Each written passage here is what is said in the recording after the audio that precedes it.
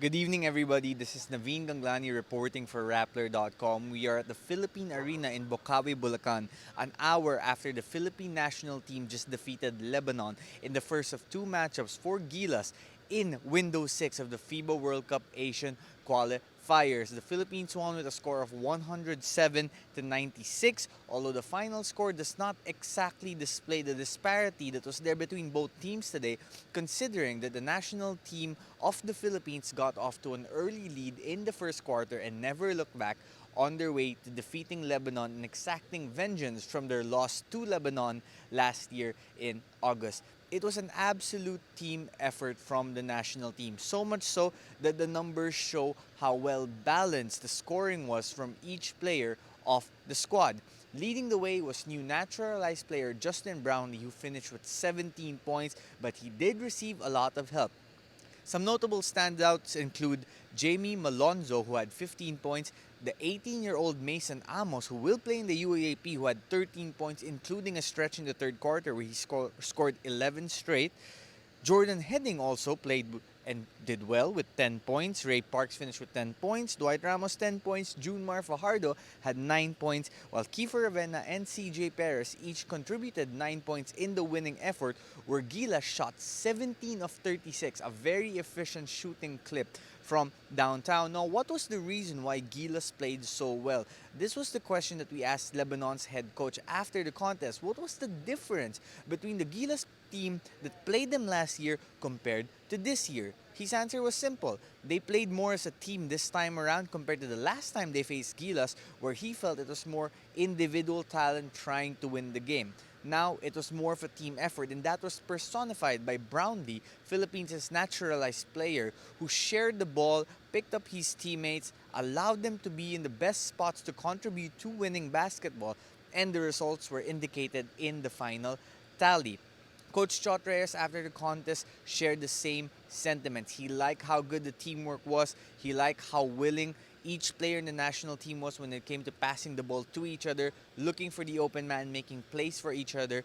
But he was a little bit concerned about the defensive effort, considering that the Philippines almost gave up 100 points to Lebanon. But considering that the Philippines did score 107 of their own, that ended up working to their favor today. But Gilas will have a matchup 2 days from now, Monday evening, against Jordan in this same arena. Lebanon came into this contest with only one loss, and that has now been changed, while the Philippines, who have was now won four straight contests in the Asian qualifiers, improved to a 6-3 record and is one win away from picking up momentum and putting themselves in a great position entering the World Cup. The upcoming test will not be easy. That's why Coach Reyes wasn't in the mood to celebrate after today's game, because he knows that Jordan, who had also previously defeated Lebanon, is a handful. Even if Gilas has played well against Jordan before, it will not be easy, but they are back to the drawing board and they will look to win the upcoming contest. And if they follow the same formula that they did against Lebanon, sharing the ball, shooting well from downtown, but maybe improving a little bit on defense, then they will have quite possibly the same result. Justin Brownlee also shared that today, his first time wearing the Philippine jersey was quite a special occasion for him. It was something he had dreamed about. Reyes, after the game, was thankful towards the PBA, the government, and all the entities involved into making this happen. Despite his age, Brownlee has shown that he still has the veteran savvy, the talent, the shooting, and everything else you need for him to be the go-to guy of this team, which he was. And you could see his teammates feed off that energy.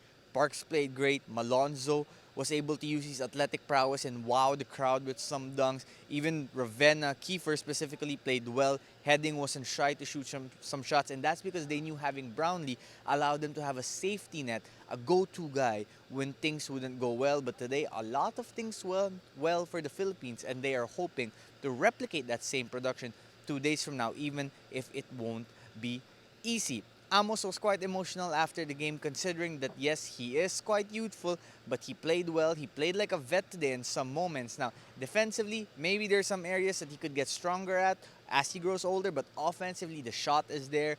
The smarts are there, knowing when to cut, when to rebound, and playing well with his teammates.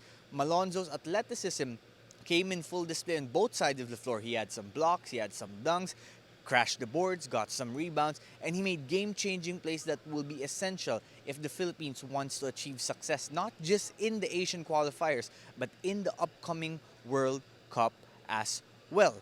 So, what's in store? There's one more game, one more chance to improve, to get better, to see what else is out there, what's the potential for the national team. We will have one more game to see how much more they need to improve as the lights literally go out here at the Philippine Arena. Well, the next time this happens, 2 days from now, I'm sure that many people from this country, the Philippines, is hoping that there will be the same result. For Rappler, this is Naveen Ganglani. We'll catch you again when the lights are back on.